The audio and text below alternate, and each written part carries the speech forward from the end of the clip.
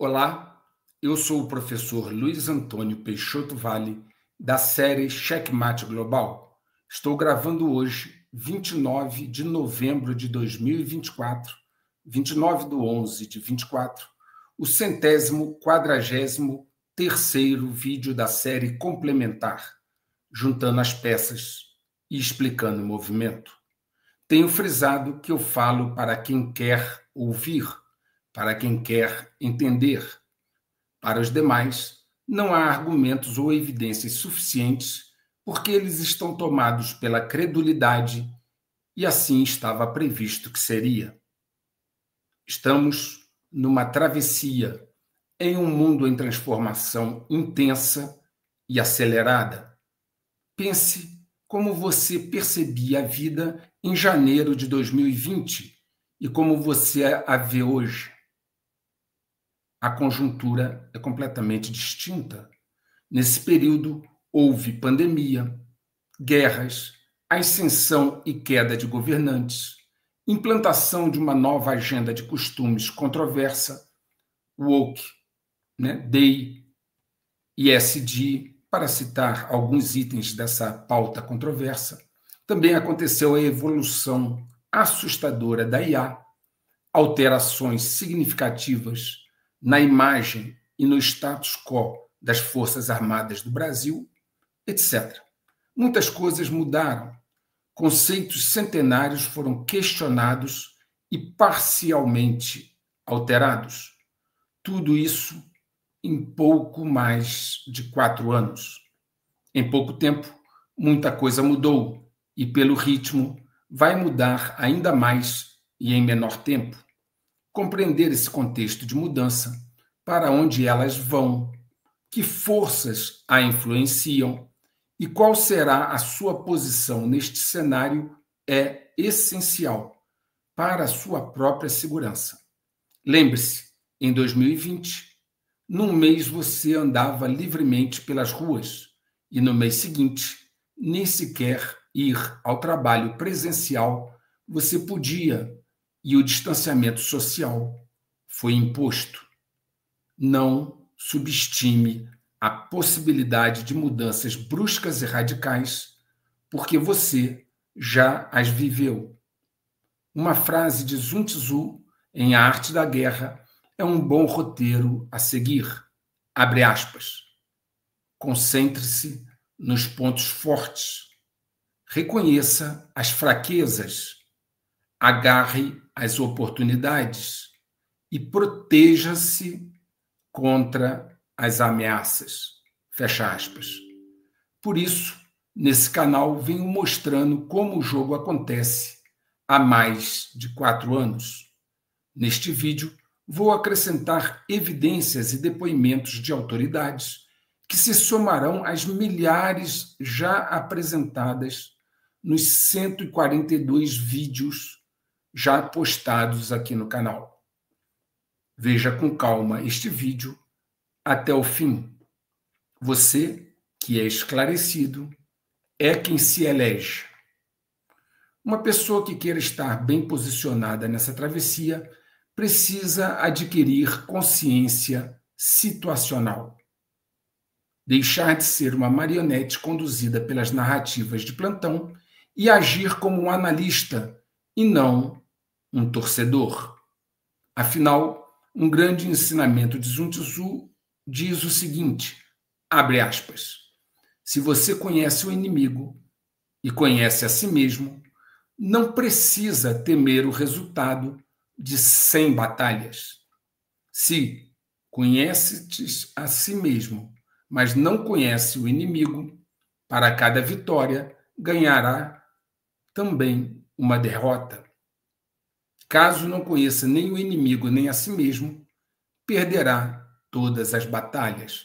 Fecha aspas. Gostaria de enfatizar essa parte final.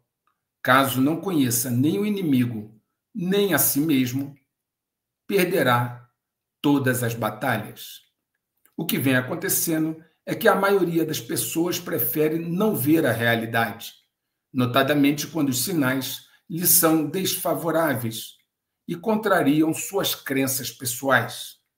Isso faz com que tenham uma falsa imagem de si e da situação, criando uma consciência situacional deformada e frágil, porém conveniente.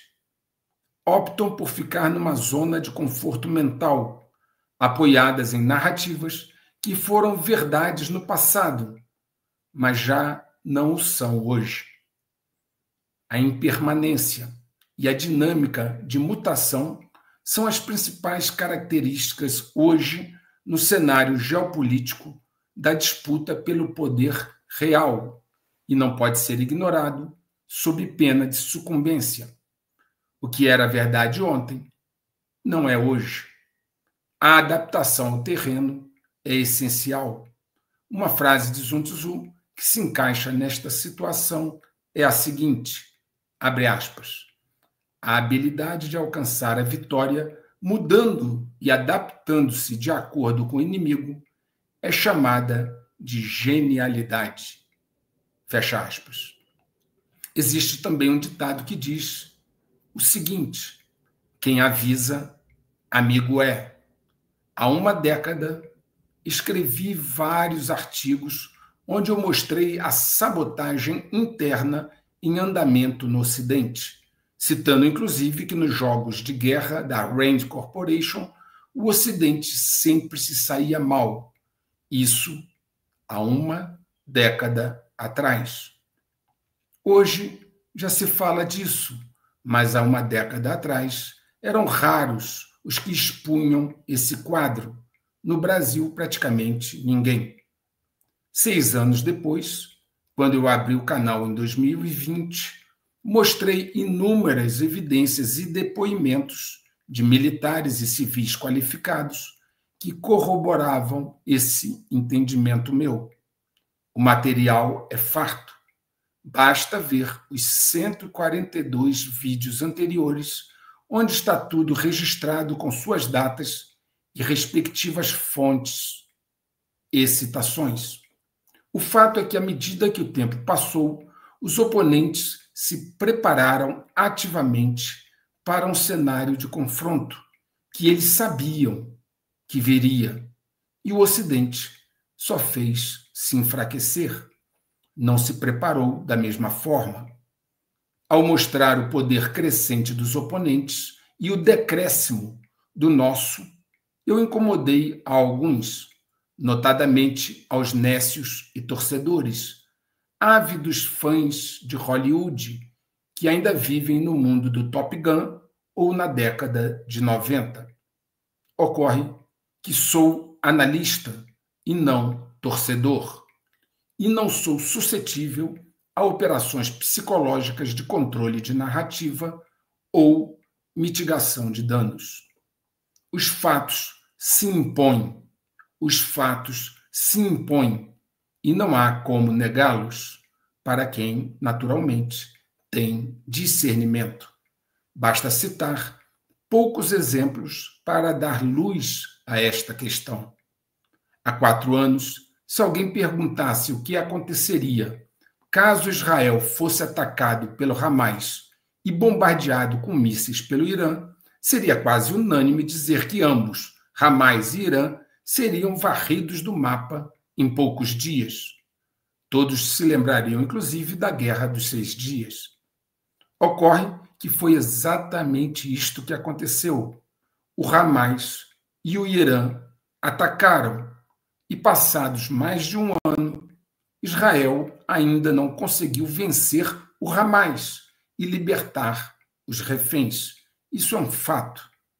Sua resposta também ao ataque do Irã foi limitada e ineficaz para mudar o rumo dos acontecimentos. Outro exemplo, e esse é ainda mais impactante.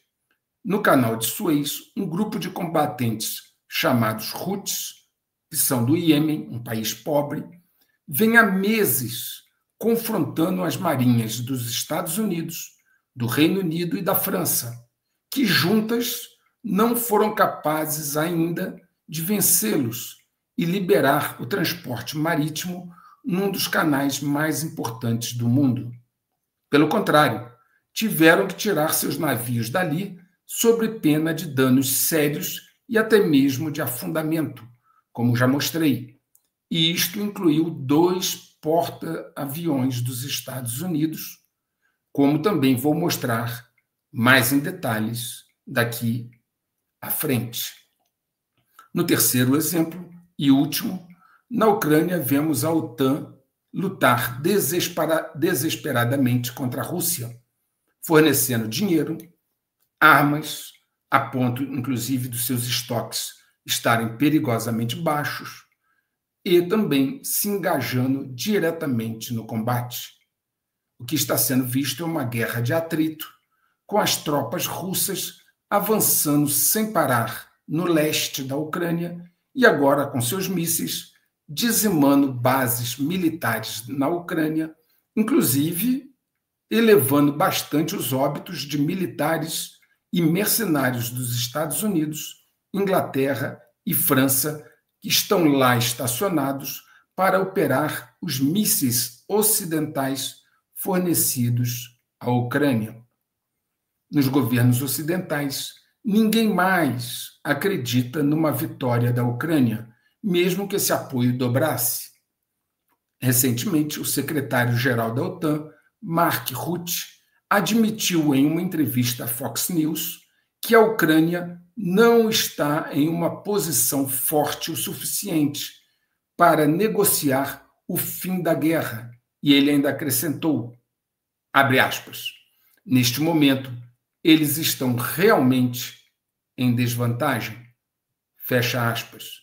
E logo ele reconheceu que não há alavancagem suficiente no campo de batalha para, abre aspas, impedir que os russos consigam o que querem, fecha aspas.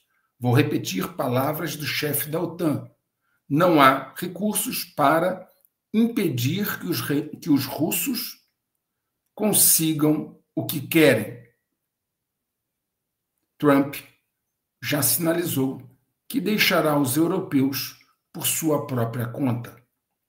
Enfim, lamentavelmente, o eixo da Rússia, China, Coreia do Norte e Irã continua a se fortalecer, inclusive atraindo outras nações, como a Turquia, Índia, dentre outras, e a despeito das sanções econômicas e gritaria do Ocidente, como eu venho mostrando, e a seguir neste vídeo vocês terão ainda mais evidências de fontes ocidentais. Infelizmente, essa rota de sabotagem interna e diminuição de capacidades ocidentais não foi combatida, não houve a reversão da tendência de declínio e dificilmente poderá ser revertido antes de um conflito óbvio que se aproxima.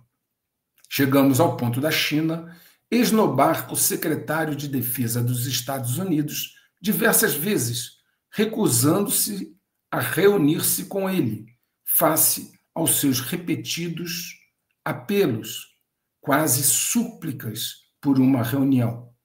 Chega a ser constrangedor e humilhante. O assunto, chamado Terceira Guerra Mundial, era algo esquecido há anos, mas agora está sendo citado desenfreadamente pelas autoridades, quase a fazer as pessoas se acostumarem com esta ideia, que antes era inaceitável. Autoridades na Europa abertamente pedem para que a população se prepare para a guerra. Vocês que acompanham o canal bem sabem que este era o plano dos DGs, que agora está implantado, como detalhei aqui desde o início. Convencer incautos, criar catalisadores e sedimentar pré-condições irreversivelmente para dar o checkmate global sempre foi a estratégia deles.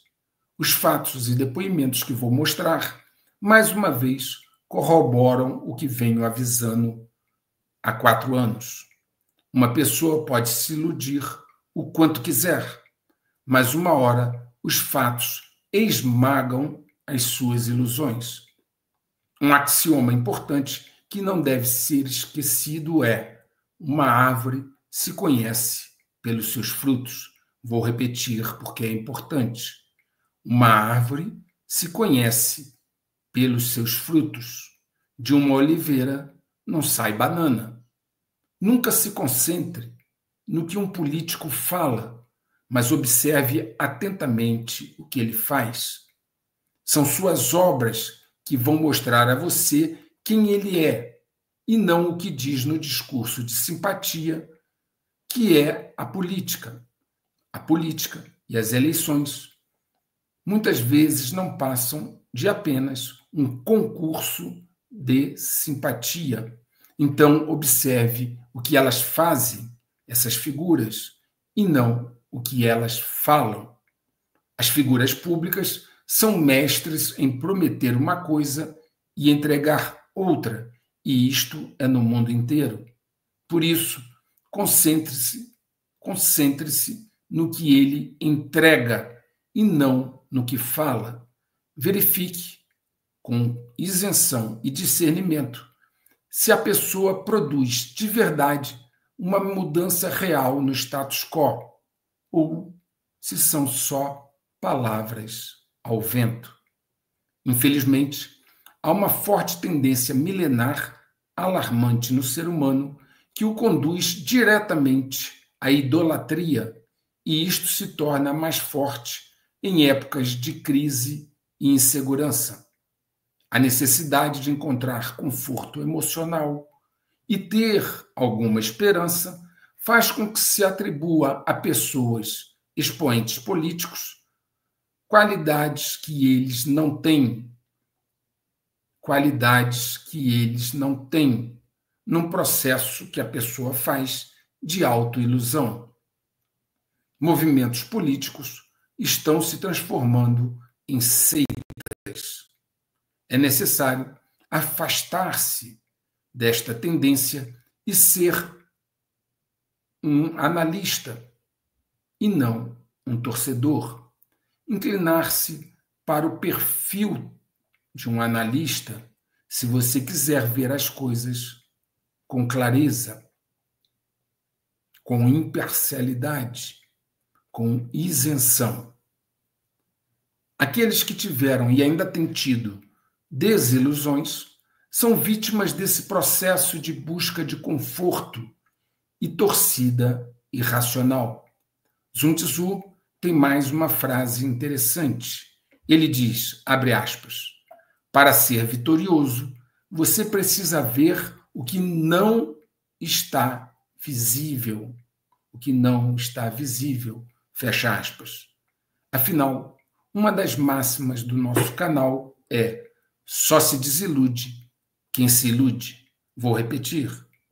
Só se desilude quem se ilude.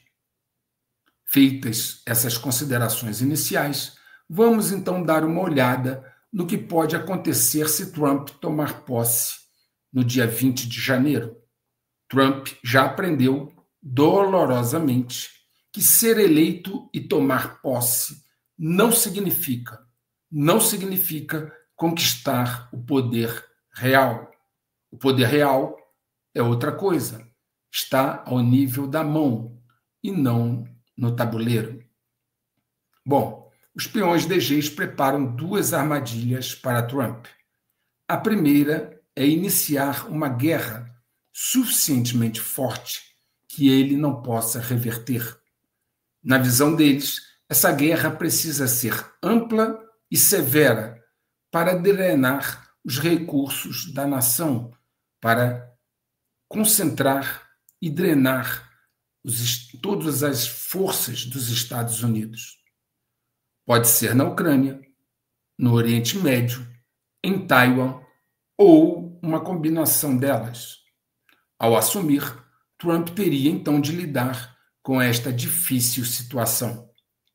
A segunda armadilha é simplesmente colapsar a economia dos Estados Unidos nas primeiras semanas ou meses do seu mandato e imputar a culpa a ele, a Trump, uma vez que os DGs controlam o sistema financeiro e os fundos de investimento, donos da imensa maioria das grandes empresas.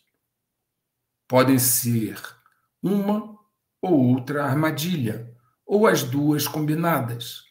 São possibilidades cuja probabilidade de ocorrência, de realização, será proporcional ao aumento do desespero dos peões DGs. Sem dúvida, Trump traz a promessa de acabar com a implantação forçada de uma agenda dos DGs referente à mudança de costumes, amplamente rejeitada e sendo imposta por progressistas fanáticos a despeito da vontade popular. Ele diz que irá combater o chamado Estado Profundo, Deep State, que irá combater a corrupção antiga, profunda e crescente em Washington, que faz funcionar um Estado paralelo. Cabe frisar que, em estratégia, o fator surpresa e a confidencialidade sobre os planos de ataque são essenciais. Já falei disso citando, inclusive, o desembarque dos aliados na Normandia. E nenhum estrategista que quer ganhar algo revela seus planos ao oponente, muito menos antes de ter os meios de cumprir sua promessa. Há uma frase de Sun Tzu também sobre isso. Ele diz, abre aspas, não faça alarde dos seus planos, fecha aspas. Entretanto, Trump delineou no início do mês as ações que pretende tomar para eliminar o Deep State, o Estado Profundo, um governo paralelo corrupto. Ele listou essas ações, que são 10, e as divulgou nas redes sociais. O que se pergunta é, lhe parece razoável avisar ao adversário a sua estratégia, o que você vai fazer e o que é pior, antes de ter o poder para fazer? Isso é prudente? Pois é. Simulação e dissimulação são artes a serem dominadas por quem aspira o poder real e não será apenas um gestor de uma nação. No mundo animal, o predador fica imóvel antes do bote fatal. Sun Tzu diz o seguinte, abre aspas, um chefe que é capaz deve fingir ser incapaz. Se está pronto, deve fingir-se despreparado. Se estiver perto do inimigo, deve parecer estar longe. Fecha aspas. A dissuasão pela força é o último recurso, é o derradeiro esforço. Um elemento-chave no conflito é você ocultar as suas capacidades e planos para pegar o adversário de surpresa, quando você estiver pronto. Você precisa deter a iniciativa, ser capaz de escolher a hora e o lugar do embate.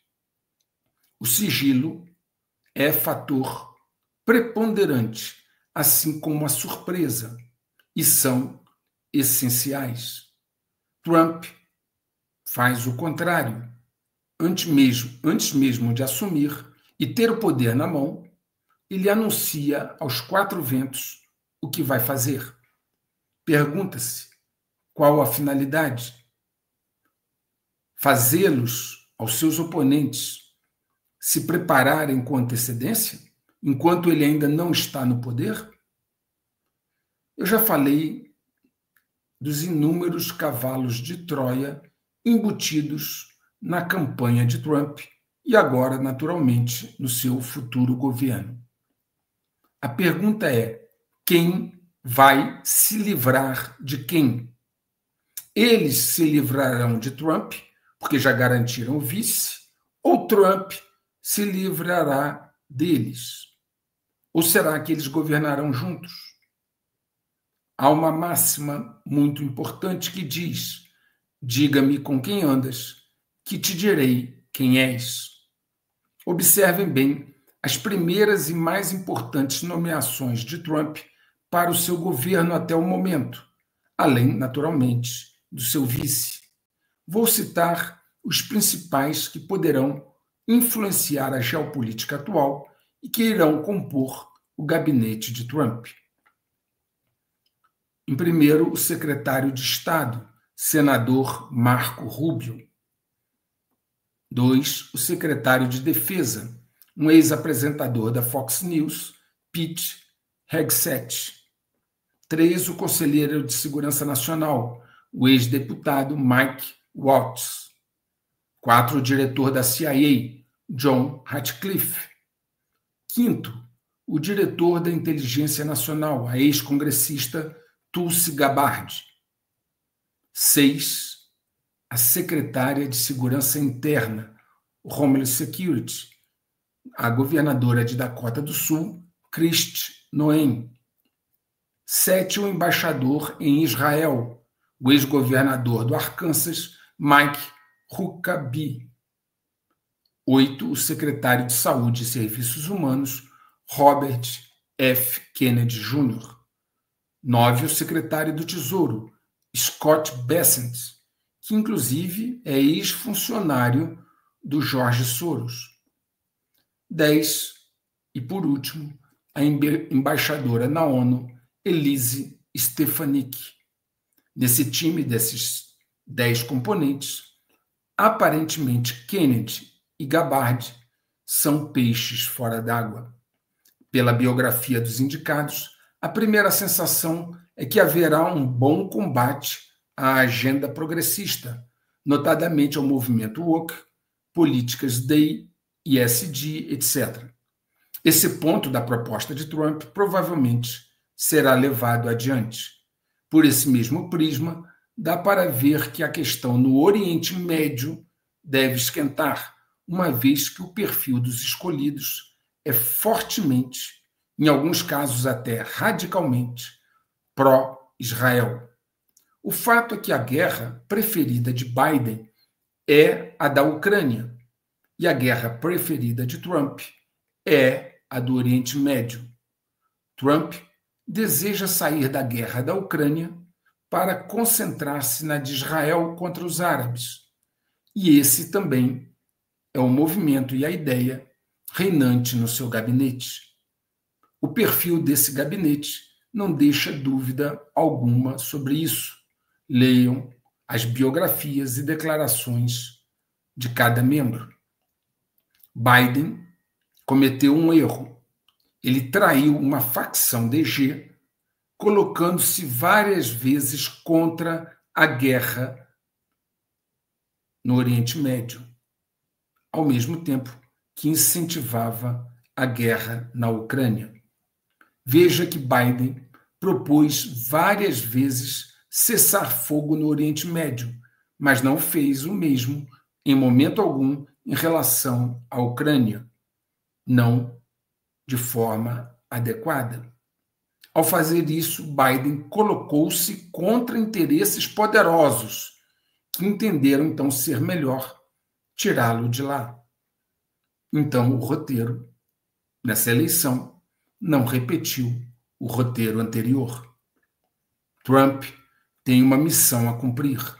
Ele já disse várias vezes que seu objetivo é restaurar a paz por meio da força. Vou repetir. Ele tem repetido que seu objetivo é restaurar a paz por meio da força. E isso pode ser interpretado de várias formas. A dúvida maior é o que acontece no tempo decorrido, no hiato entre o uso da força e a paz vindoura esperada decorrente dela. Quanta destruição ocorrerá entre o uso da força e a chegada da paz, se chegar. Como eu disse em uma entrevista, é Israel que manda nos Estados Unidos e não o contrário. Lembre-se que Biden implorou praticamente a Netanyahu várias vezes por um cessar-fogo e Netanyahu recusou E mesmo assim, os Estados Unidos continuaram a apoiar Israel. O lobby pró-Israel é absolutamente hegemônico em Washington. E agora, com Trump e seu gabinete, ele ficará imbatível. Basta ver o perfil dos nomeados para o seu gabinete, com atenção especial ao secretário de Estado, ao conselheiro de Segurança Nacional, ao secretário de Defesa e aos embaixadores dos Estados Unidos em Israel e na ONU, sem contar uma lupa em Brian Hook e Howard Lutnick, que comandam a transição.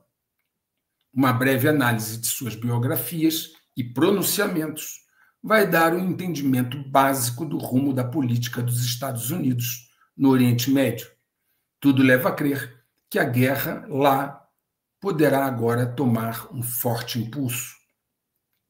Não poderíamos deixar de falar também sobre a indicação de Elon Musk para fazer parte ativa do governo de Trump. Esse foi um ponto de inflexão.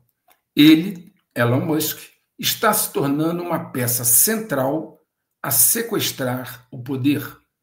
Com a criação do DOGE, que é o Departamento de Eficiência Governamental que ele, Trump, vai liderar, ele terá ingerência em todos os órgãos da administração. Ademais, ele deixou claro que não veio para se restringir a esse papel neste departamento.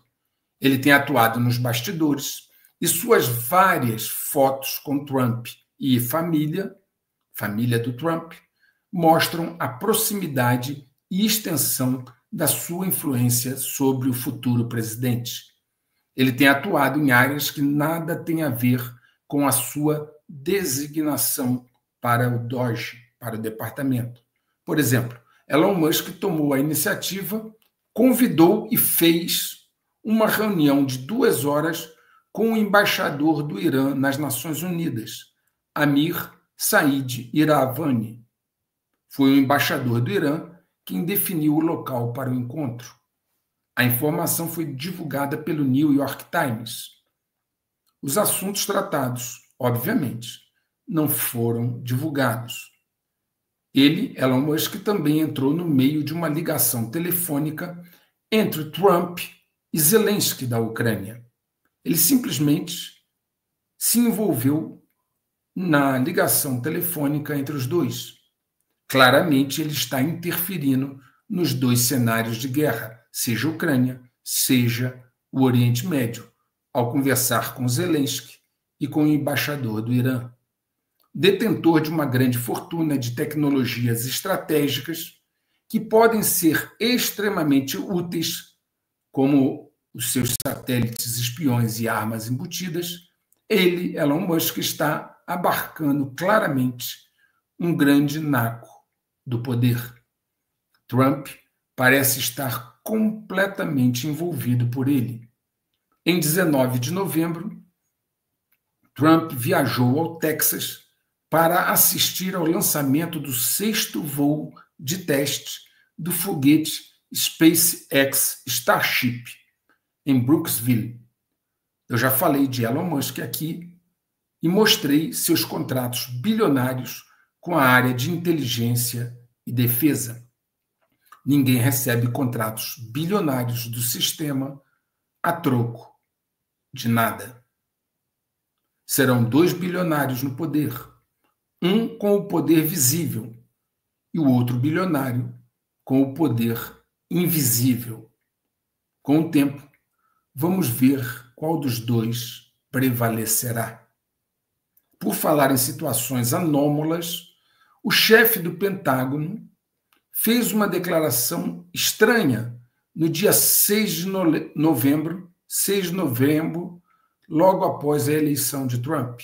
Ele disse o seguinte, abre aspas, Lloyd Austin falando, abre aspas, como sempre, o exército dos Estados Unidos estará pronto para executar as escolhas políticas de seu próximo comandante em chefe e obedecer a todas as ordens legais de sua cadeia de comando civil. Fecha aspas.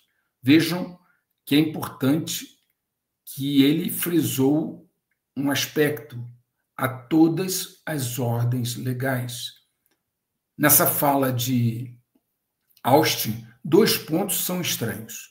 Primeiro, ele afirmar que as Forças Armadas estão prontas a executar as escolhas políticas de Trump. Ora, havia possibilidade de não o fazerem, de não executarem? Então, por que precisa afirmar isso? E depois ele fala em obedecer a todas as ordens legais. Ele não diz obedecer ao presidente. Ele diz obedecer a todas as ordens legais. Lembrem-se do comportamento de Mark Milley, que considerou algumas ordens de Trump ilegais e não as cumpriu. Mark Milley, general Mark Milley, ex-comandante do Estado-Maior Conjunto das Forças Armadas dos Estados Unidos, no governo Trump. Agora vem Austin e diz que cumprirá a todas as ordens legais. Essa ênfase é inusitada. Ora, eles é que vão decidir se a ordem é legal ou ilegal, ou se cumprem ou não? É assim que será? Esse pronunciamento não é usual e não caiu bem, e soa como um aviso a quem tem bons ouvidos. Muitas coisas realmente mudaram.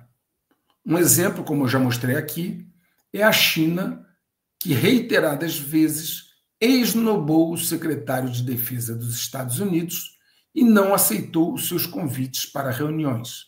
Isso repetiu-se recentemente. O ministro da Defesa da China, Dong Jun, recusou-se reunir com o chefe do Pentágono, Lloyd Austin, por causa dos fornecimentos de armas dos Estados Unidos para Taiwan, segundo relatou a CNN. O secretário de Defesa, o Lloyd Austin, disse no dia 20 de novembro que o seu homólogo chinês não se encontrou com ele e classificou isto como um revés para toda a região. Eu já tinha relatado que essa busca de Austin por reuniões e a reiterada negativa da China esnobando-o chega a ser extremamente constrangedor e humilhante. Vamos então agora à questão da Ucrânia. Eu já disse que a primeira pergunta que se deve responder quando uma notícia é veiculada é: quem se beneficia? Sempre que vocês veem uma notícia, a pergunta é: quem se beneficia? Quem ganhou com isso? Quando explodiram o gasoduto Nord Stream 1 e 2, em setembro de 2022, eu fiz essa observação. A mídia ocidental acusava a Rússia, mas isso não parecia fazer sentido dela explodir o seu próprio gasoduto, e eu afirmei isso na época. Pois bem, agora uma matéria publicada pela revista alemã Der Spiegel revelou que a operação secreta que explodiu o Nord Stream foi planejada e executada pela Ucrânia. A revista passou 2 anos investigando a sabotagem. A linha de investigação levou ao iate Andrômeda, que foi abastecido com cilindros contendo explosivos num porto da Alemanha, o porto de Wyk, em Rügen. A operação de sabotagem dos gasodutos russos foi denominada na Ucrânia Diameter. O planejamento da operação foi feita por Roman Tchevinsky e dela participaram 1 dúzia de homens e uma mulher. Um dos operadores que participou, Volodymyr Sik, para o qual já foi expedido o mandato pela União Europeia, continua foragido. Na reportagem da Der Spiegel, a operação é descrita em detalhes. Vale a pena ler. Um almirante da Marinha dos Estados Unidos alertou que a decisão de Washington de fornecer armas avançadas de longo alcance à Ucrânia está esgotando os estoques de mísseis dos Estados Unidos. Vou repetir, está esgotando os estoques de mísseis dos Estados Unidos.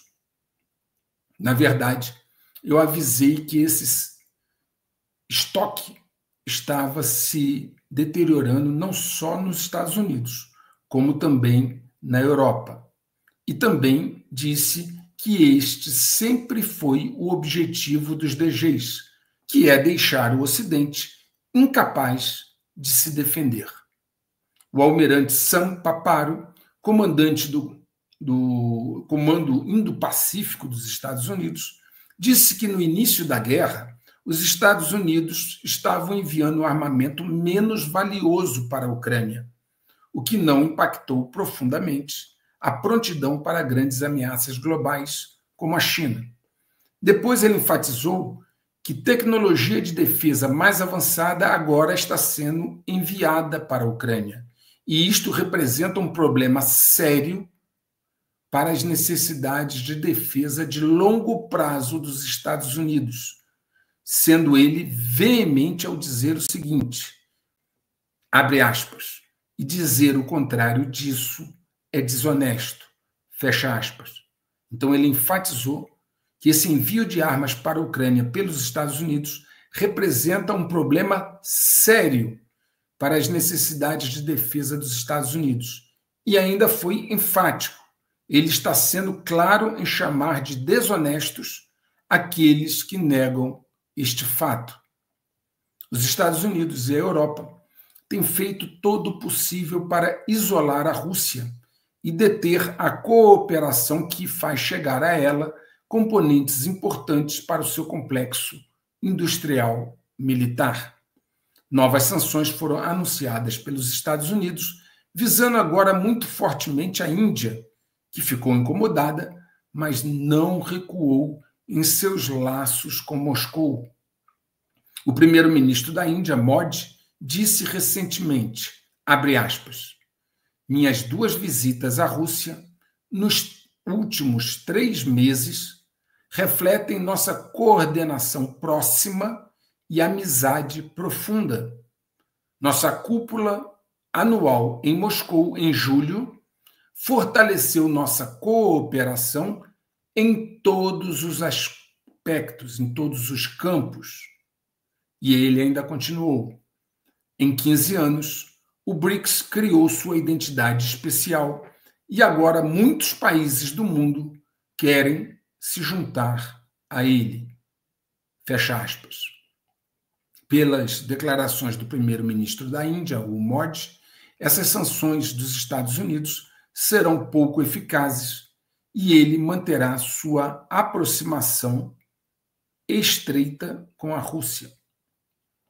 Uma mudança importante no rumo do conflito na Ucrânia ocorreu quando Biden e também o Reino Unido e a França deram autorização à Ucrânia para que ela usasse mísseis fornecidos por eles para atacar dentro do território russo. A Ucrânia não esperou muito e logo atacou usando 6 mísseis ATACMS de fabricação norte-americana na região de Briansk, na Rússia, enquanto vários outros mísseis Storm Shadow de fabricação britânica foram disparados na região de Kursk. Num discurso televisionado, Putin disse o seguinte, abre aspas, a partir desse momento, o conflito na Ucrânia, anteriormente provocado pelo Ocidente, adquiriu elementos de natureza global, tal como alertamos mais de uma vez. Fecha aspas. Ele observou que esses ataques não poderiam ocorrer sem a participação de militares ocidentais nos lançamentos dos mísseis e que esses militares agora são um alvo legítimo. Sua primeira reação foi alterar a doutrina nuclear da Rússia para prever uma retaliação com armas atômicas, mesmo contra uma agressão não nuclear. Ficou definido que seria passível de retaliação nuclear, abre aspas, a agressão contra a Rússia por qualquer Estado não nuclear, mas com a participação ou apoio de um Estado nuclear. Fecha aspas. Isso seria visto como um ataque conjunto. Embora nenhum país tenha sido citado nominalmente, isso se aplica, obviamente, à Ucrânia, atacando o território russo com armas fornecidas pelos Estados Unidos ou seus aliados da OTAN, juntamente com a modificação da seleção de alvos passíveis de ataque nuclear. Essa foi a modificação mais relevante na doutrina. Quando posto algo na doutrina, a sua aplicação torna-se autorizada, e esse é o ponto. A preocupação com a resposta russa fez com que vários países orientassem seus diplomatas e cidadãos a deixarem a capital da Ucrânia, Kiev. A resposta russa não tardou e veio na forma de um ataque que atingiu uma instalação militar industrial ucraniana na cidade de Dnipro, usando um novo míssil balístico hipersônico de médio alcance chamado Oreshnik, que viaja a mais de 10 vezes a velocidade do som, carregando 6 ogivas convencionais, podendo também carregar ogivas nucleares, e pode atingir alvos a até 5.500 quilômetros, a partir de onde disparado. Os russos enfatizaram que a Europa não tem proteção contra este míssil hipersônico, que pode atingir a velocidade de Mach 11, e até mesmo alertou que este míssil pode atingir rapidamente muitas bases de mísseis dos Estados Unidos em toda a Europa e Oriente Médio. Ninguém na Europa ou nos Estados Unidos rebateu esta informação de forma consistente. O silêncio dá a entender que é verdade. As pessoas comuns desconheciam essa arma russa que causou séria preocupação. Os russos, inclusive, divulgaram uma simulação de um ataque à Europa, com este míssil chegando em pouquíssimos minutos à maior parte das capitais europeias. Os DGs queriam uma resposta russa que fosse nuclear, para poder iniciar a Terceira Guerra Mundial. Mas os russos não morderam a isca, colocaram apenas ogivas convencionais. Eles acreditam ter mostrado uma arma capaz de dissuadir, sem dar o pretexto para uma guerra nuclear. Entretanto, como eu já mostrei aqui, vários círculos de poder no Kremlin estão impacientes e entendem que isso não será capaz de dissuadir os DGs que comandam o Ocidente. Eles acreditam que é necessária uma resposta mais contundente, como um ataque nuclear tático à Europa como um todo, ou a algumas capitais selecionadas. Certamente os DGs do Ocidente vão buscar um outro caminho para provocar uma reação nuclear russa e ter seu pretexto tão sonhado. Notícias surgiram de que o Reino Unido e a França estão discutindo enviar tropas à Ucrânia, e talvez este seja um agravamento intencionalmente buscado, uma vez que essas tropas não podem mudar o rumo do conflito, mas a morte aos milhares de soldados ingleses e franceses pode ser, sim, um pretexto forte.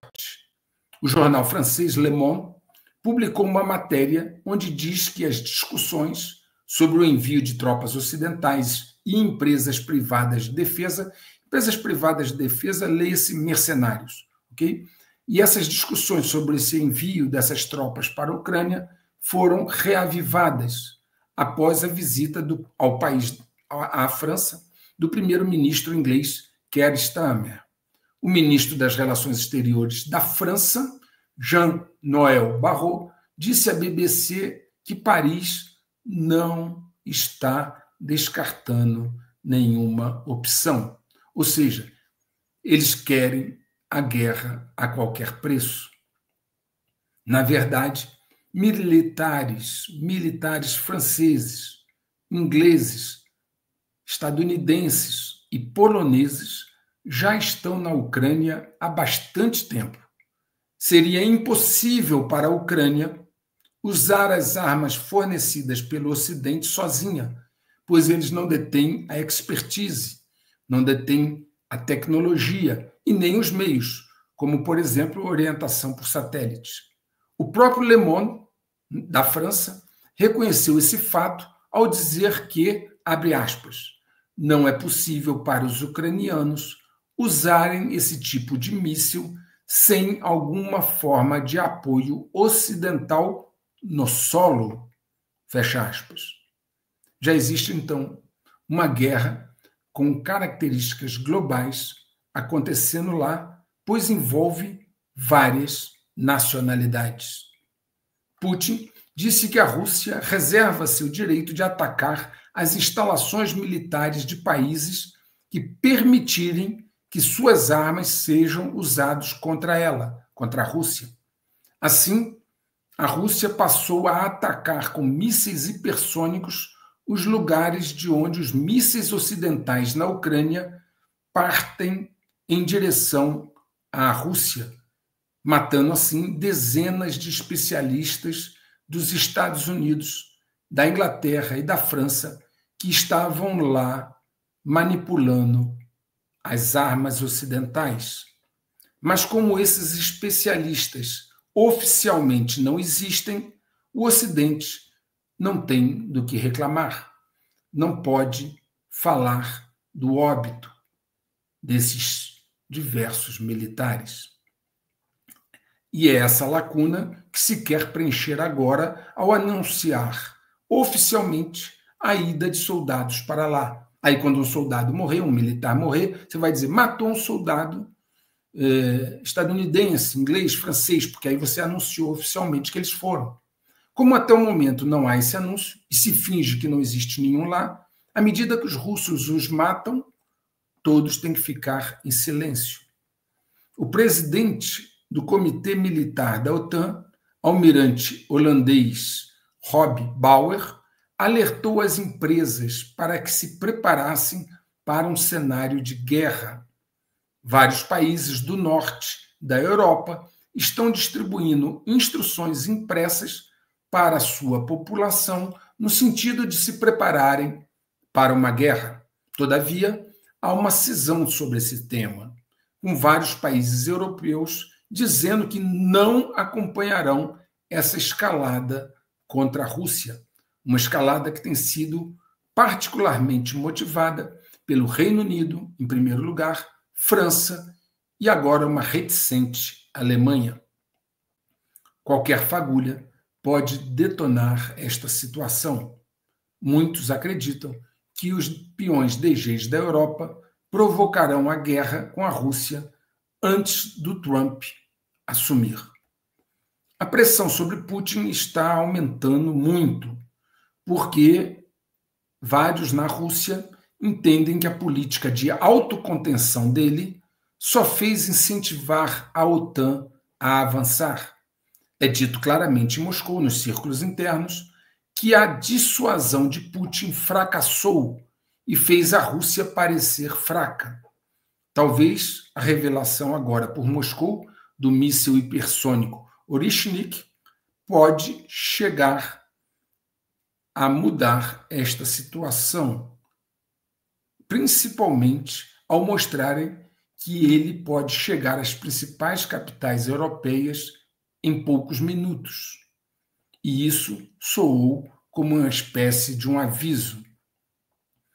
Como já mostrei aqui, há meses atrás, existem aqueles que têm defendido um ataque nuclear tático contra alvos na Ucrânia e na Europa, para mostrar força e determinação, e que os avisos não são um blefe. Putin está ficando a cada dia numa posição mais difícil, pois se não mostrar firmeza, perderá a credibilidade interna e corre riscos. Vamos agora, então, ao segundo cenário de guerra, que é o Oriente Médio. Eu aguardei várias semanas pacientemente para ver qual seria a resposta de Israel ao ataque do Irã. O antigo ministro da Defesa de Israel, que depois foi demitido por Netanyahu, o Yoav Gallant, havia prometido um ataque muito forte, inesquecível, mas não foi o que ocorreu.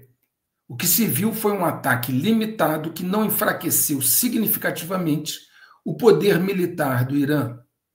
Israel alega que atingiu o antigo edifício de testes de armas nucleares e uma instalação de produção de mísseis do Irã. Se for verdade, isso parece não ter nenhum efeito dissuasor relevante, uma vez que o Irã continua persistentemente produzindo e entregando mísseis aos seus aliados. Assim, não vou me aprofundar nesse tema do ataque de Israel ao Irã. Bem, certamente esse ataque também foi postergado devido ao vazamento de informações que ocorreu um pouco antes. Sabe-se que houve um vazamento de documentos relacionados aos preparativos de Israel para atacar o Irã e que apareceram online na web. Esses documentos foram elaborados pela National Security Agency e pela National Geospace Intelligence Agency, NSA a primeira, NGA a segunda, sendo a NGA uma agência de inteligência dos Estados Unidos que trabalha com imagens. Fato significativo é que os vazamentos na web confirmaram a existência do programa secreto de armas de Israel, o que, em nível oficial, não deveria existir. Esses documentos citam as armas nucleares de Israel, que ele sempre negou. Em um dos documentos estava escrito o seguinte, abre aspas, não observamos, no documento oficial de uma agência dos Estados Unidos, estava escrito, abre aspas, não observamos indícios de que Israel pretenda usar uma arma nuclear, fecha aspas. Óbvio que essa afirmação não caberia se alguém não tem uma arma nuclear. Os documentos foram classificados, esses que vazaram, tanto da NSA quanto da NGA, esses documentos estavam classificados como top secret, com ambos marcados como no foreign, que, dentre as classificações, é uma das mais altas, dado que ela implica e indica que a inteligência específica não pode ser compartilhada com agências de inteligência estrangeiras aliadas. Nesse caso, havia uma marca que poderia ser compartilhado com os Five Eyes.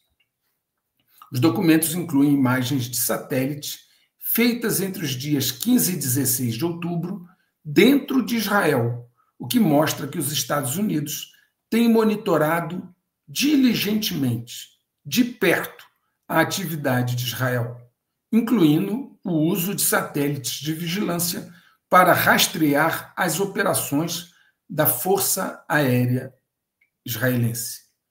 Depois de muita especulação, soube-se que as informações foram vazadas por um membro da CIA chamado Asif William Hammond, preso no Camboja pelo FBI, segundo o que foi relatado pelo New York Times. Na matéria do New York Times é dito o seguinte, abre aspas, documentos judiciais disseram que o senhor Hammond, que é o agente do FBI, da CIA, possuía uma carta de autorização de segurança. Então, o camarada que foi preso no Camboja possuía uma autorização de segurança ultra secreta, com acesso a informações confidenciais compartimentadas, o que é típico de muitos funcionários da CIA que lidam com materiais confidenciais. Fecha aspas. Muito bem, então descobriu-se que quem vazou as informações trabalhava para a própria CIA. Espiões existem em todo lugar. Um ponto importante a ser destacado é que não é a primeira vez que um relatório dos Estados Unidos alude ao fato de Israel ter armas nucleares. O seu programa, no início, foi ajudado pela França e depois impulsionado pelos Estados Unidos. Esse programa de construção de armas nucleares por Israel, teve várias fases. Existe um relatório do Institute for Defense Analysis, no português, Instituto de Análise de Defesa, que é uma organização contratada pelo Departamento de Defesa dos Estados Unidos, e neste relatório fornece detalhes sobre o programa nuclear de Israel. Esse relatório sugere, inclusive, que Israel já possui até mesmo uma bomba de hidrogênio. O grupo libanês Hezbollah nomeou Naim Qassem, até então seu vice-líder, como substituto do seu chefe assassinado Hassan Nasrallah. Qassem, o novo chefe, tem 71 anos, foi um dos fundadores do grupo e agora está à frente deles. Em um de seus primeiros pronunciamentos, Naim Qassem disse que o grupo estava agora num estado defensivo, que nenhum lugar de Israel estava a salvo de ataques de mísseis e drones e que eles estavam prontos para uma guerra de atrito, não importa quanto tempo dure. Isso não parece ser uma capitulação. Segundo Israel, o Hezbollah já lançou dezenas de mísseis e matou mais de 100 civis e soldados no norte do país. Segundo relata Al Jazeera, o Hezbollah atacaram a sede do Ministério da Guerra e Estado-Maior de Israel em Tel Aviv. A matéria diz o seguinte, abre aspas, o grupo alegou que o ataque foi realizado com um esquadrão de drones de ataque e que os alvos foram atingidos com precisão. Fecha aspas. Se isso for verdade, a situação estava realmente se agravando muito e precisava ser estancada. Parece, pelos últimos acontecimentos, que a situação fez com que o primeiro-ministro de Israel, Netanyahu, recuasse, porque ele sempre disse que a guerra não pararia até que todos os inimigos de Israel fossem neutralizados. E agora ele aceitou um cessar-fogo. Mas não foi só ele que recuou. O Hezbollah também recuou, pois ele também disse, e o ex-líder do Hezbollah, que foi morto, sempre defendeu que eles não parariam a guerra até que o conflito em Gaza cessasse. Agora, então, parece que ambos mudaram de ideia e precisam respirar um pouco e talvez curar suas feridas. Talvez se rearmar, se reestruturar para um próximo combate. Uma vez que Hezbollah e Israel já lutaram outras vezes, inclusive em 2006. Eles precisam, talvez, se preparar para novos futuros combates. Um cessar-fogo foi adotado a partir de quarta-feira, dia 27, e ficou acertado que nos próximos 60 dias Israel vai retirar seus militares do Líbano e a área será ocupada pelo exército libanês.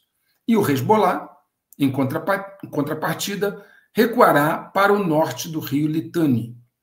Em 2006, após a última guerra entre eles dois, Hezbollah e Israel, algo semelhante, foi quase que esses mesmos termos que foram determinados. E o Hezbollah não cumpriu. Ele aproveitou a trégua para construir fortificações na área que, em tese, ele deveria esvaziar e que agora está destinada a ser ocupada pelo exército libanês. Davi Azolai, prefeito de Metula, a cidade mais ao norte de Israel, denunciou esse acordo, esse cessar-fogo, como um acordo de rendição, como um acordo de rendição por Israel. Avikai Stern, prefeito de Kiryat Shimona, ao sul de Metula, disse o seguinte, abre aspas, não entendo como fomos da vitória total para a rendição total, fecha aspas. Enfim, vamos ver quanto tempo vai durar esse cessar-fogo. As últimas notícias é que já houveram agora algumas interrupções dele, algumas violações do cessar-fogo. Não parece que será algo muito prolongado. A eleição de Trump parece realmente não ter um efeito intimidatório que alguns previam. Rússia e China simplesmente ignoraram. Nem mesmo o Irã, que continua a apoiar o Hezbollah, o Hamas e os Houthis, cessaram as suas atividades. Para vocês terem uma ideia, esses últimos, os Houthis, continuam a atacar até mesmo navios de guerra dos Estados Unidos, como já fizeram eles contra navios ingleses e franceses nos últimos dias.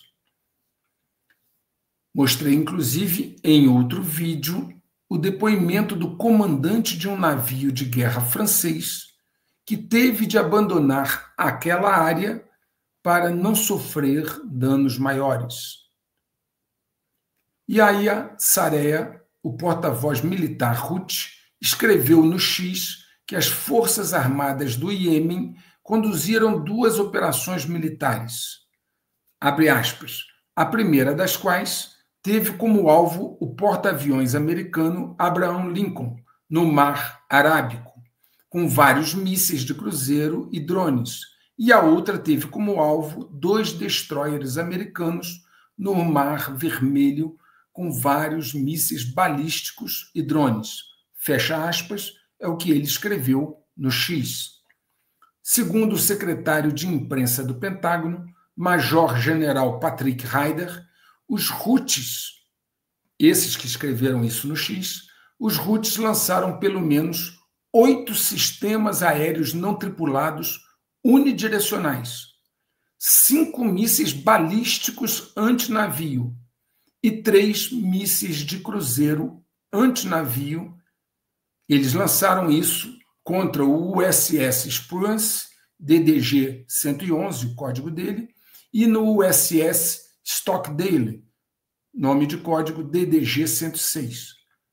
De fato, não parece que os Houthis estejam nem um pouco intimidados pela eleição de Trump.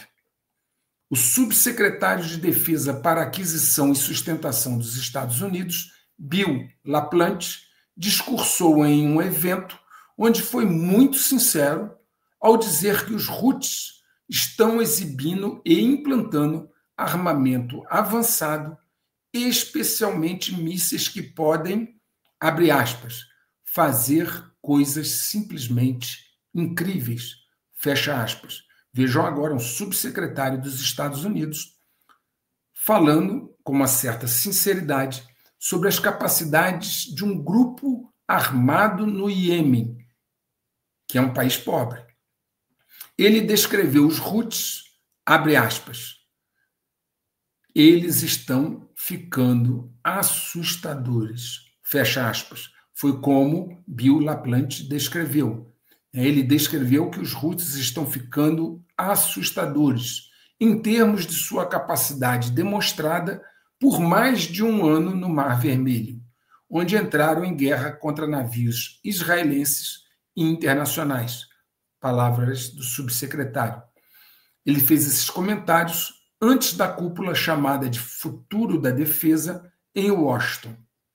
E ele ainda acrescentou, abre aspas, sou engenheiro e físico e estive envolvido com mísseis durante toda a minha carreira. O que vi do que os Houthis fizeram nos últimos 6 meses é algo que estou simplesmente chocado. Fecha aspas. Ok? Entre as capacidades surpreendentemente avançadas estão os mísseis balísticos antinavio. Segundo um relatório agora, do dia 15 de novembro, de uma organização chamada nationalinterest.org, o recente ataque dos Houthis a navios de guerra dos Estados Unidos destaca vulnerabilidades na frota de Washington. Isso está lá no relatório dessa organização. E ainda no relatório eles destacaram que o porta-aviões nuclear USS Abraham Lincoln não é o primeiro porta-aviões a ser alvo dos Houthis, pois no verão passado eles atingiram o porta-aviões USS Eisenhower 2 vezes em 24 horas. O USS Abraham Lincoln, assim como já havia feito o USS Eisenhower, saiu rapidamente da região. Vejam, é a nomeada marinha mais poderosa do mundo, com um dos seus equipamentos mais caros e poderosos, porta-aviões, 2 porta-aviões, tendo de recuar ante um grupo armado de um país pobre, como já fizeram ingleses e franceses.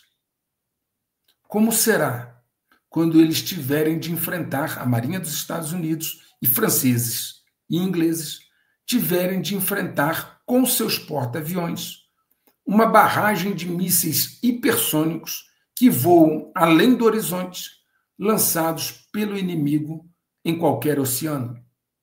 Como será?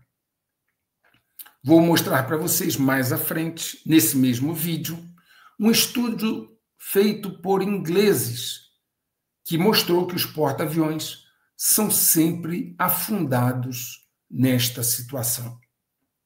Eu tenho comentado aqui que a Turquia, que é o segundo maior exército da OTAN, atrás apenas dos Estados Unidos, tem tomado partido em favor dos palestinos.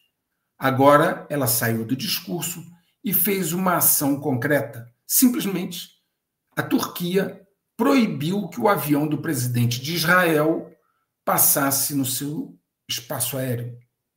A Turquia efetivamente impediu o presidente israelense de comparecer à cúpula da COP29 em Baku, negando permissão para que a sua aeronave entrasse no espaço aéreo turco. O restante da delegação israelense teve que ir para a conferência viajando em voos comerciais pela Geórgia. Erdogan, o líder da Turquia, anunciou que cortou laços com Israel. Ele disse o seguinte, abre aspas, nós, como República da Turquia e seu governo, cortamos atualmente todas as relações com Israel. Fecha aspas. Quem conhece algo sobre poder bélico sabe que não se trata de um país fraco. A Turquia já inclusive pediu adesão aos BRICS. Para concluir essa questão do Oriente Médio, cabe citar um movimento bélico ocorrido agora na Síria, pois envolve a Turquia, os Estados Unidos, a Rússia e o Irã. O grupo combatente antes conhecido como Al-Nusra, que agora é chamado de Hayat Tahrir al-Sham, HTS, lançou uma ofensiva surpresa em Alepo essa semana contra as forças do governo Assad, da Síria, Bashar al-Assad. Os russos que apoiam Assad já abriram fogo contra eles, que são apoiados pela Turquia. Esse teatro de operações na Síria está em desenvolvimento. Vamos agora dar um salto, e vir para o Ocidente. Um fato extremamente preocupante tem acontecido repetidamente. Trata-se do sobrevoo por objetos identificados como drones em bases estratégicas dos Estados Unidos e seus aliados. Eles têm voado sobre locais estratégicos importantes. Uma reportagem do Wall Street Journal disse que uma frota de drones espiões invadiu alguns dos locais mais sensíveis à segurança nacional dos Estados Unidos, inclusive a base aérea de Langley, no litoral da Virgínia, no final do ano passado. Vejam, grupos de drones espiões invadindo locais sensíveis à segurança nacional dos Estados Unidos. E não foi um caso fortuito, pequeno.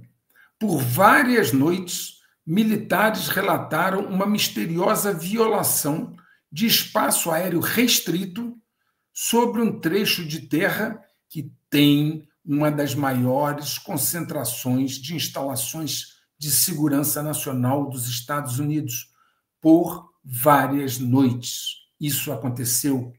Os drones chegavam após o pôr do sol em Langley, depois seguiram para o sul, através da Baía de Chesapeake, em direção a Norfolk, Virgínia, e sobre uma área que inclui a base da equipe SEAL 6 da Marinha e a estação naval de Norfolk. O mais incrível, pasme, isso aconteceu por 2 semanas seguidas e ninguém fez nada. Se eram drones, por que o operador não foi identificado? Como esses operadores aterraram esses drones sem serem incomodados? Como ninguém os achou?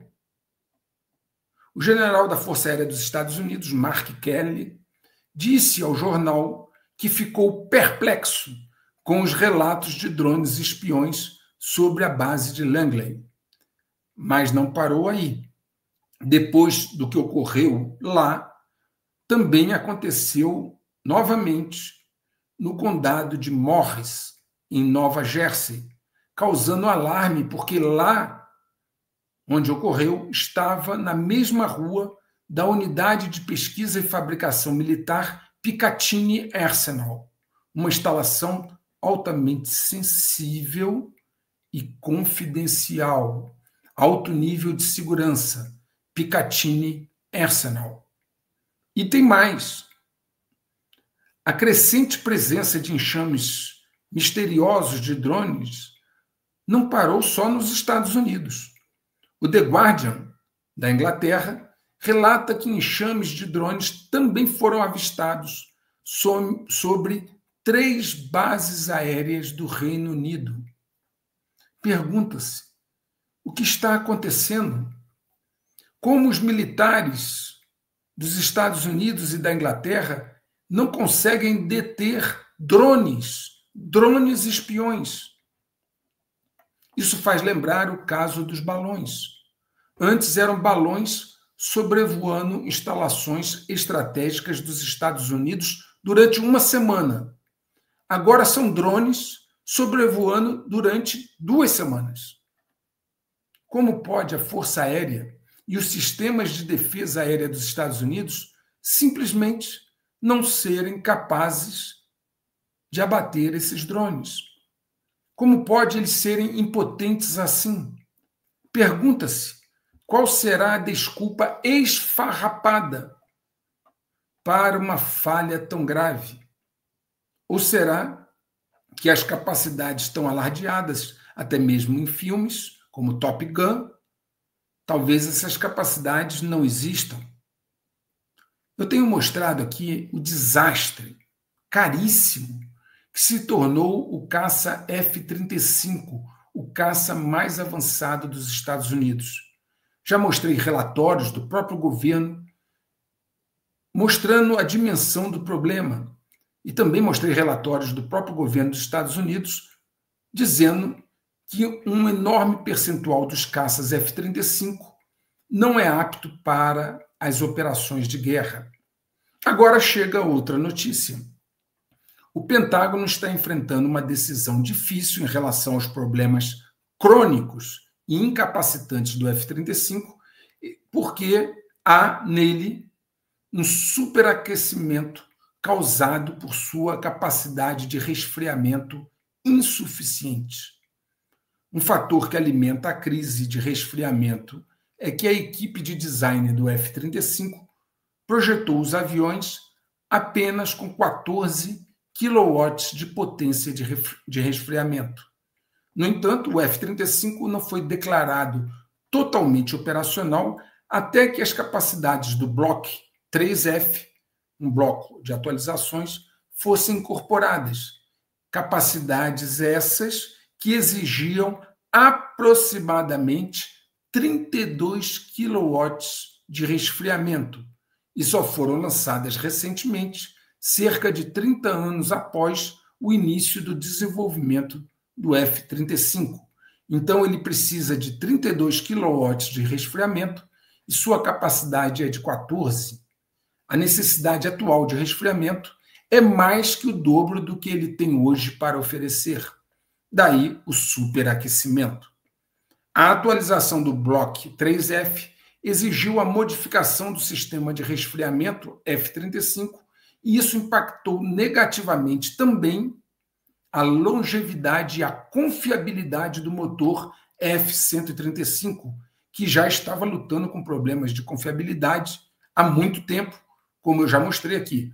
É um motor de difícil entrega. É um motor que não é confiável. Eu vou usar as palavras como elas são.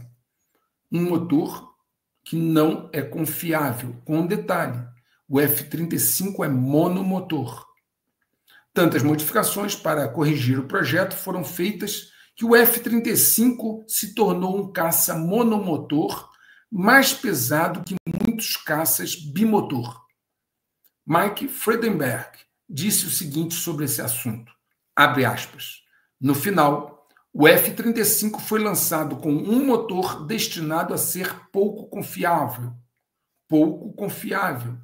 com uma capacidade de resfriamento que nenhum engenheiro aeroespacial experiente poderia afirmar com credibilidade que atenderia às necessidades futuras de resfriamento.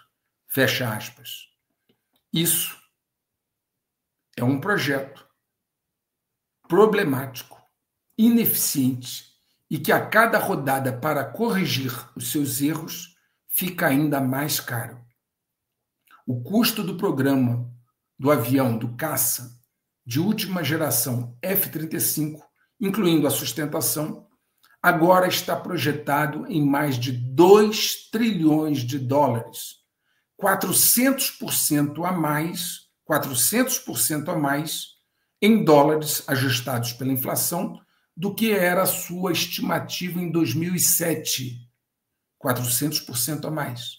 2 trilhões de dólares. É o programa de sistema de armas mais caro da história mundial e simplesmente não funciona. O orçamento militar da Rússia é, obviamente, muito inferior ao dos Estados Unidos.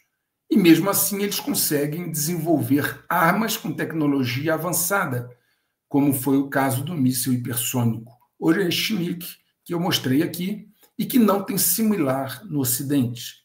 Com um orçamento muito modesto, eles precisam priorizar algo barato para uma guerra de atrito. Então, eles estão investindo na obtenção e aprimoramento de drones. Eles demoraram a ver a utilidade dos drones. Os russos foram muito reticentes e demoraram a perceber essa aplicação. Depois que perceberam, se voltaram com força para o seu desenvolvimento e fabricação. Têm sido ajudados, claro, nessa tarefa, por iranianos e chineses que já possuem experiência com drones. Recentemente, novas notícias chegaram, e não são boas. A Reuters informou que a IEMZ Kupol,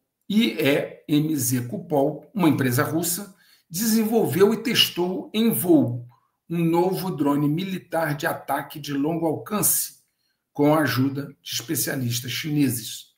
Os documentos obtidos pela Reuters mostram que a Kupol russa vem produzindo em massa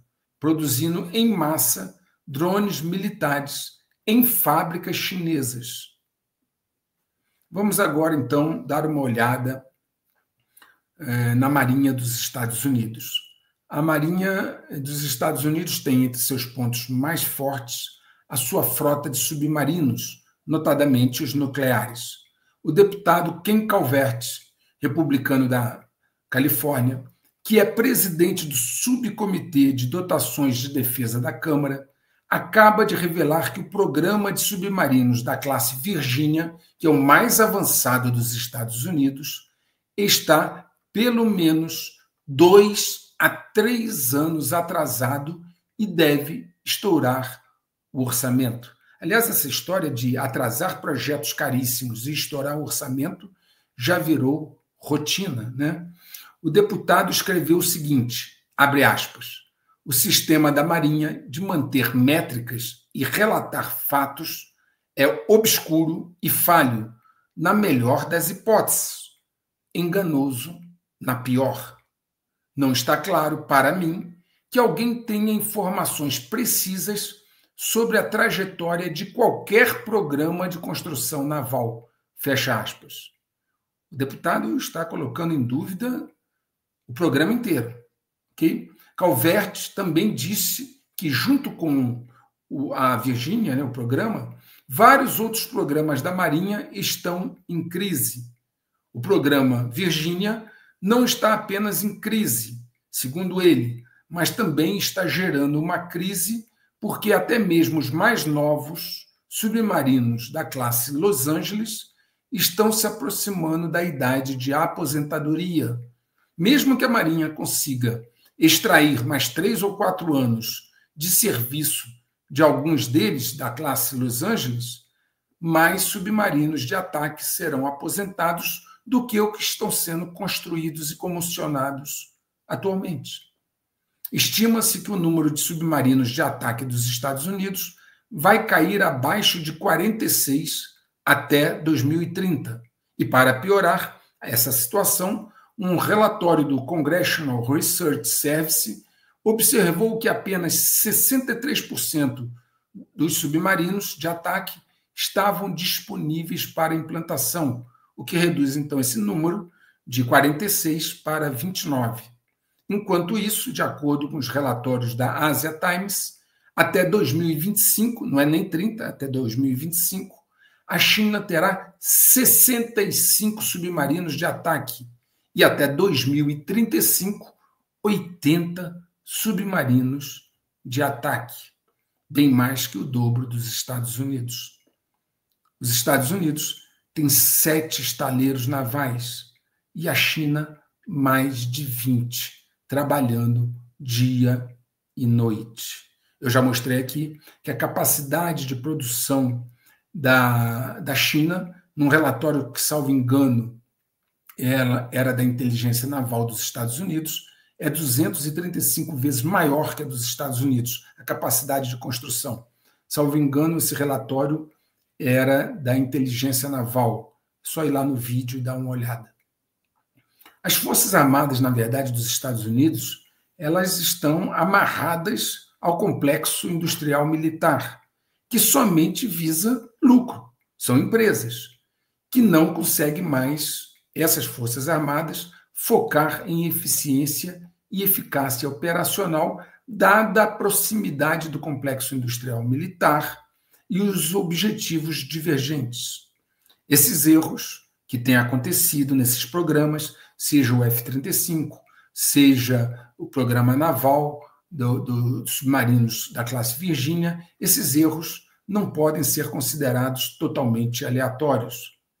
São muitos em áreas estratégicas, denotando uma intenção. Aliás, esse foi o escopo de uma denúncia que chegou ao Congresso dos Estados Unidos. E aqueles que acompanham o canal sabem, e eu falei disso todo o tempo, que os DGs tinham um programa intencional de sabotar o Ocidente para que ele não possa vencer uma futura batalha.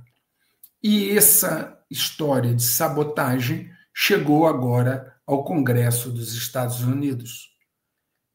O Congresso dos Estados Unidos, ordenou uma investigação sobre falhas de construção intencionais em embarcações da Marinha.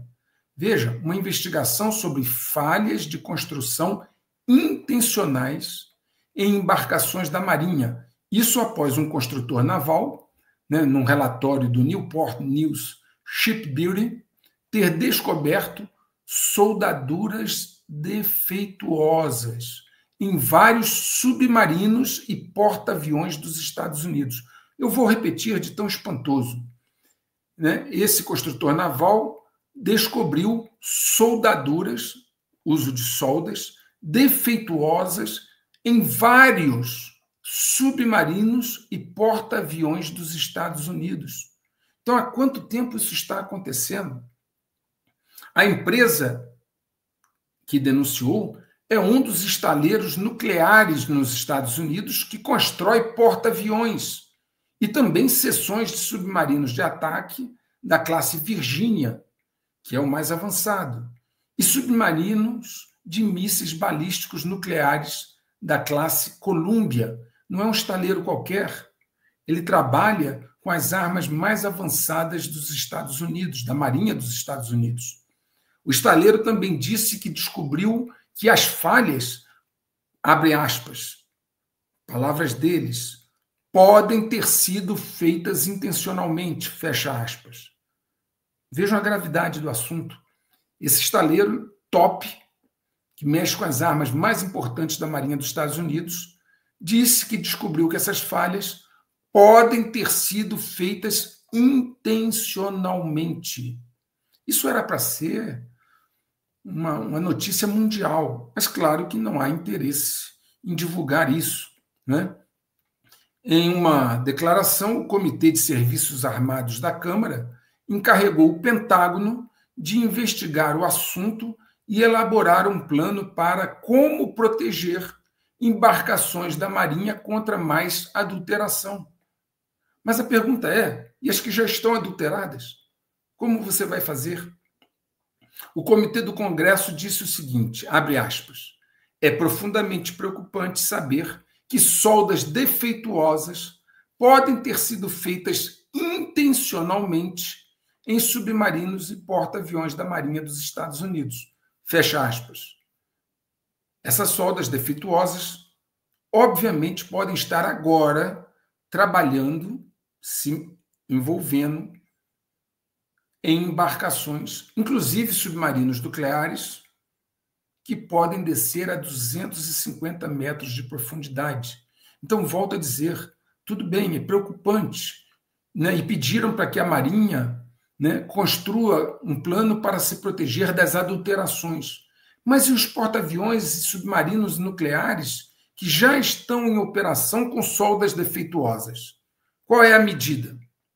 Entre esses submarinos nucleares, tem um agora que foi comissionado em setembro de 2024. É um submarino nuclear da classe Virgínia, que inclusive foi apelidado pelo fabricante de Jersey Gale.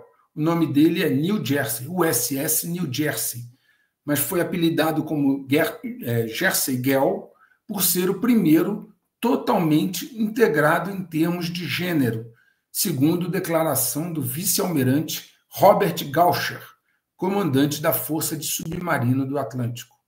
Então, vejam, o submarino foi comissionado agora em setembro, da classe Virgínia, podendo descer a 250 metros de profundidade, e aí vai se fazer o quê?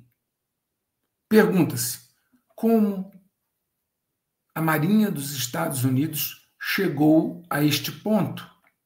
Onde estava a contra-inteligência? O que vai acontecer quando essas embarcações enfrentarem o estresse de um combate real contra uma marinha poderosa como a da Rússia ou da China? O que vai acontecer nessas soldas durante o estresse de um combate em porta-aviões e submarinos nucleares? É incrível que se tenha chegado a esta situação, e volto a dizer a vocês, tudo que eu digo aqui eu cito fonte e geralmente busco fontes abertas nos Estados Unidos e na Europa, principalmente no Congresso ou organizações vinculadas ao governo americano, para que não tenha nenhum outro questionamento. Fontes abertas. oficiais, de autoridades que estão alarmadas com a situação a que se chegou. E você pode pensar, bem, talvez na Europa a situação esteja melhor, né? Pois bem, eu vou mostrar então um estudo dos ingleses sobre essa questão dos combates que eu comentei antes que eu faria. Um relatório do Comitê de Relações Internacionais e Defesa da Câmara dos Lordes do Reino Unido. Vou repetir de quem é o relatório. Comitê de Relações Internacionais e Defesa da Câmara dos Lordes do Reino Unido. Esse relatório desenhou um quadro realista, mas assustador, principalmente para os iludidos e torcedores.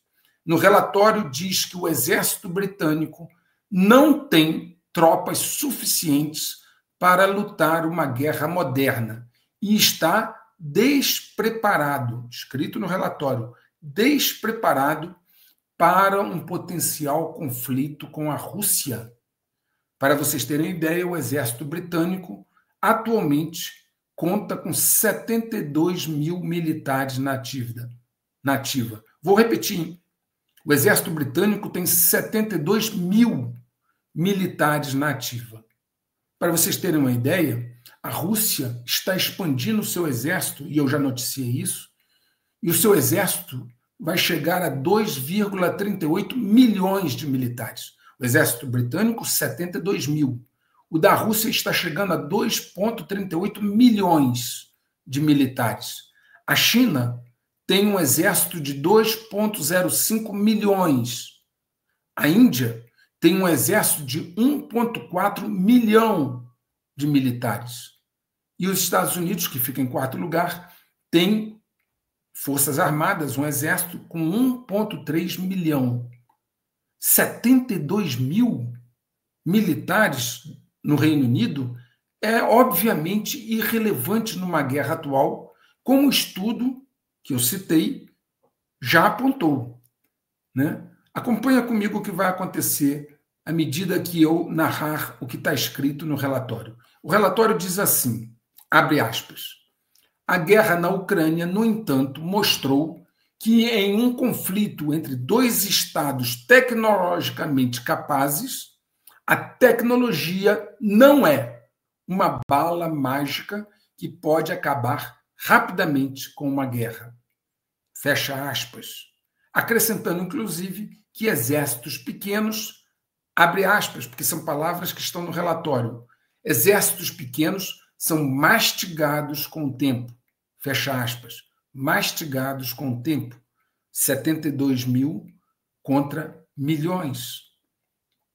E concluiu, esse relatório da Câmara dos Lordes do Reino Unido, concluiu referindo-se à força do Reino Unido. Ele concluiu da seguinte forma, abre aspas, ela é muito pequena e inadequadamente configurada para conflitos grandes e prolongados como o da Ucrânia. Fecha aspas. Então, além da deficiência de mão de obra, o exército britânico atualmente tem 1/5 dos tanques de batalha principais que ele tinha no início da década de 80. E, de acordo com o general aposentado Rupert Jones, tem menos de um dia de projéteis de artilharia em estoque. Eu vou repetir. Segundo o general aposentado Rupert Jones, o Reino Unido, o exército da Inglaterra, tem menos de um dia de projéteis de artilharia em estoque. Lembrem-se da quantidade de mísseis que são gastos diariamente numa guerra como a da Ucrânia. E como está colocado aqui por um general deles, eles não têm projéteis para mais do que um dia em estoque. Como também eu já mostrei, a Marinha Inglesa não foge a esse cenário, tá? Ao mesmo cenário do Exército. Aí está sendo levada a Marinha Inglesa a atracar navios no porto por falta de marinheiros. Eu já falei isso em vídeos anteriores.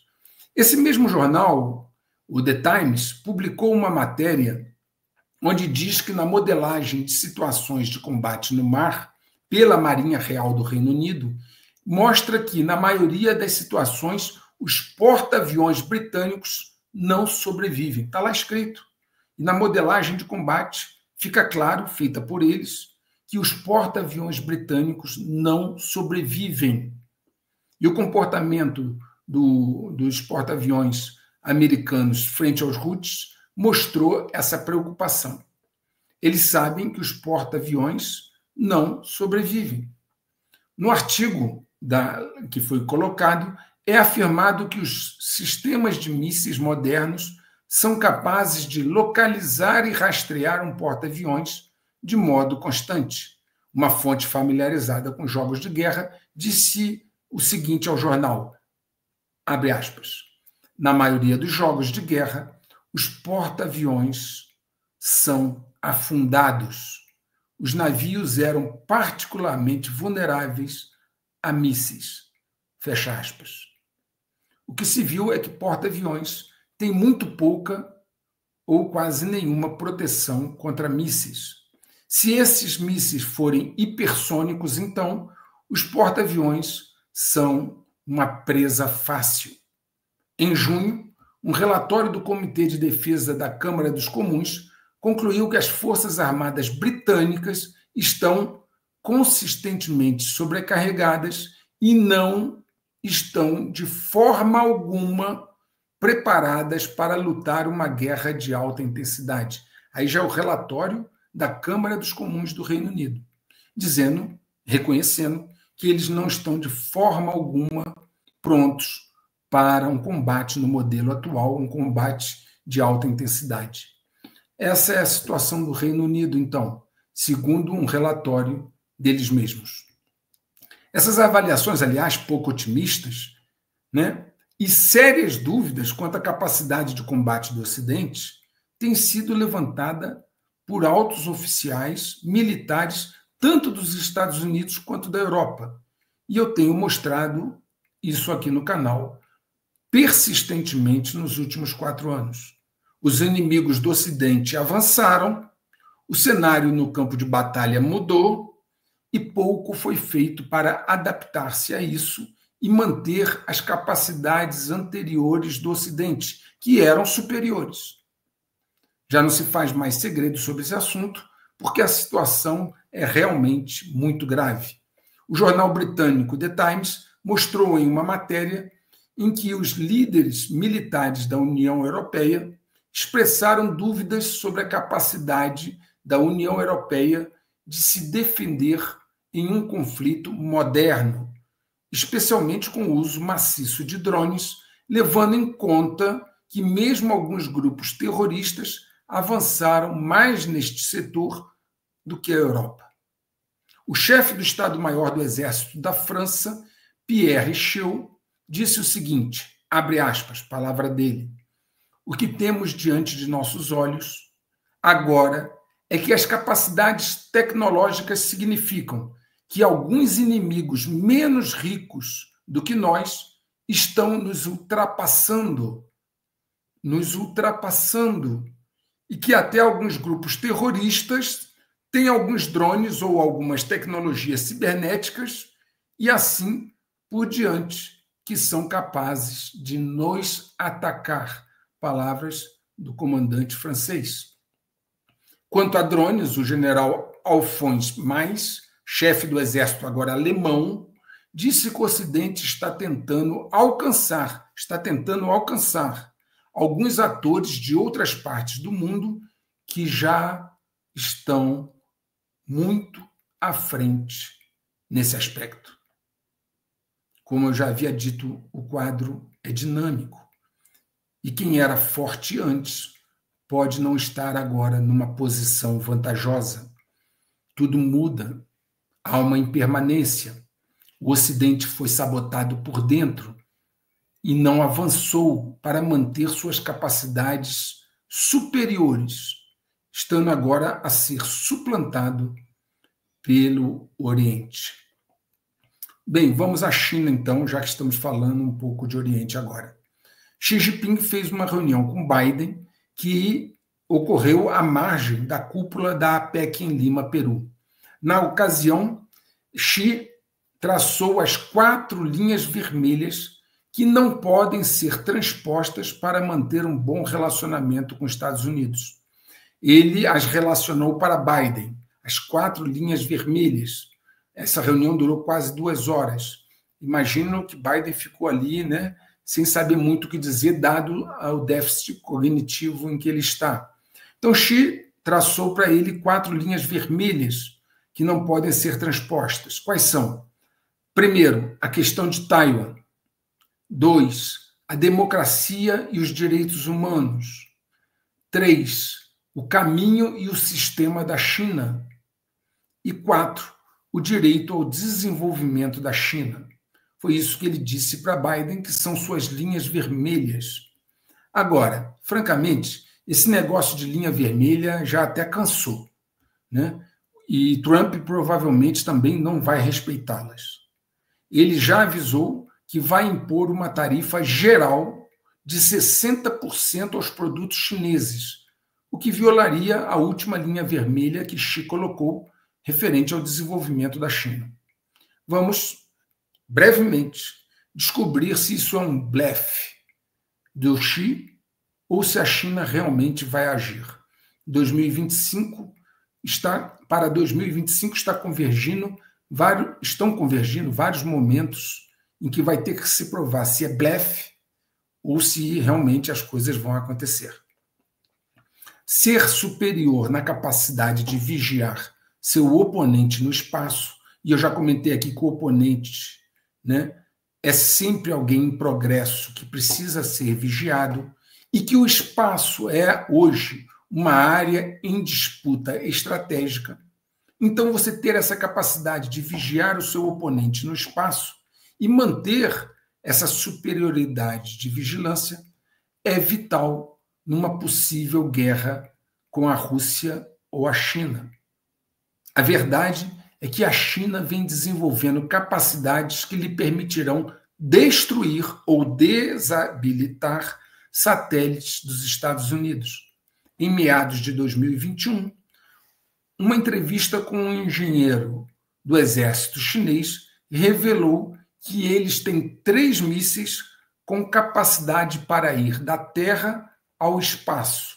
São eles o DN-1, o DN-2 e o DN-3, que podem atingir órbitas baixas, médias e altas, carregando armas antissatélites. Essas armas antissatélites são abreviadas como ASAT, ASAT.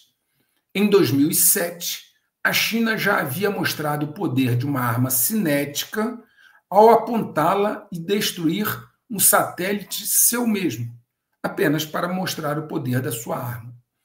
Isso foi em 2007.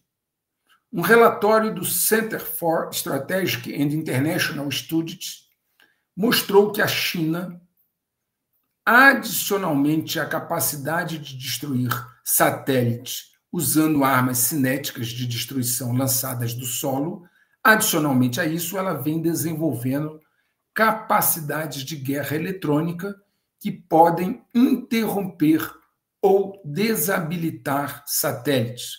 Então, tem o uso de armas cinéticas e agora capacidades de guerra eletrônica. Além disso, ela lançou satélites assassinos que podem manobrar seu caminho próximo a outros satélites para monitorá-los ou matá-los. Esses desenvolvimentos da China têm causado grande preocupação aos Estados Unidos. O major-general Greg Gagnon, das Forças Espaciais dos Estados Unidos, que também é vice-chefe de operações espaciais para inteligência, alertou que a China está implantando uma rede massiva de satélites de sensoriamento remoto que serão usados para ajudar a mirar nas forças dos Estados Unidos. Ele, o general dos Estados Unidos, disse que mais de 50% dos 400 satélites implantados pela China nos últimos 2 anos, a China implantou 400 satélites, que mais de 50% deles foram projetados para rastrear coisas na Terra. Em abril de 23, pesquisadores chineses afirmaram em um artigo publicado na China que tinham satélites que poderiam executar rastreamento preciso em tempo real de ativos navais dos Estados Unidos. Essa capacidade permitirá à China guiar um dos seus mísseis destruidores de navios, eles têm dois, DF-21D ou o DF-26, guiá-los para um navio em manobra. Estamos vendo isso já com os Houthis do Iêmen. Imagine, então, numa escala e poder bem maior.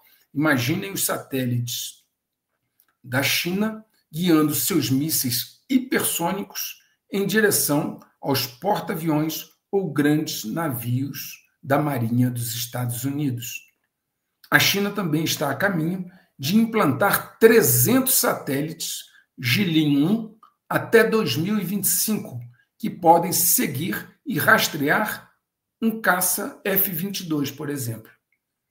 Então não serão só mísseis rastreados, objetos rastreados e mísseis guiados até navios. Serão também mísseis que serão guiados por estes satélites até caças de combate como o F-22. Coletivamente, essas novas capacidades significam que a China pode abranger vastos oceanos para detectar e identificar navios automaticamente e, em seguida, fornecer direcionamento em tempo real desses alvos para centros de lançamentos de mísseis. Isso melhora radicalmente, obviamente, a capacidade da China de iniciar e manter o tipo de cadeia de destruição necessária para atacar com sucesso porta-aviões ou quaisquer outros navios da Marinha dos Estados Unidos manobrando no mar. Vou repetir o que foi escrito. Aumenta decisivamente a sua capacidade para atacar com sucesso porta-aviões ou quaisquer outros navios da Marinha dos Estados Unidos manobrando no mar. Enfim, combinando suas capacidades ASAT, que são aquelas capacidades antissatélites, que poderiam danificar os satélites dos Estados Unidos, combinando-as com as suas novas capacidades de rastrear a frota dos Estados Unidos, o cenário para um combate por Taiwan mudou significativamente. O que eu vos tenho dito e mostrado e provado através de evidências e depoimentos de autoridades do mundo ocidental, o que vos tenho dito tem o cunho e o fito de que vocês tenham uma consciência situacional correta, uma consciência situacional que não leva em conta torcida. Isso para que vocês possam estar sempre preparados, em prontidão para as transformações radicais que estão acontecendo já há alguns anos e que se acelerarão nos próximos meses, em particular no ano de 2025. Está tudo muito claro, mas para quem tem olhos de ver e ouvidos de ouvir, para quem quer entender. O tempo urge. O efeito dominó está em andamento rápido e próximo do fim. Na medida que a cada movimento um novo dominó cai, ele empurra outro para a queda seguinte. Todo jogo acaba ou muda de fase. O checkmate global está agora em processo acelerado de finalização. Um grande abraço a todos.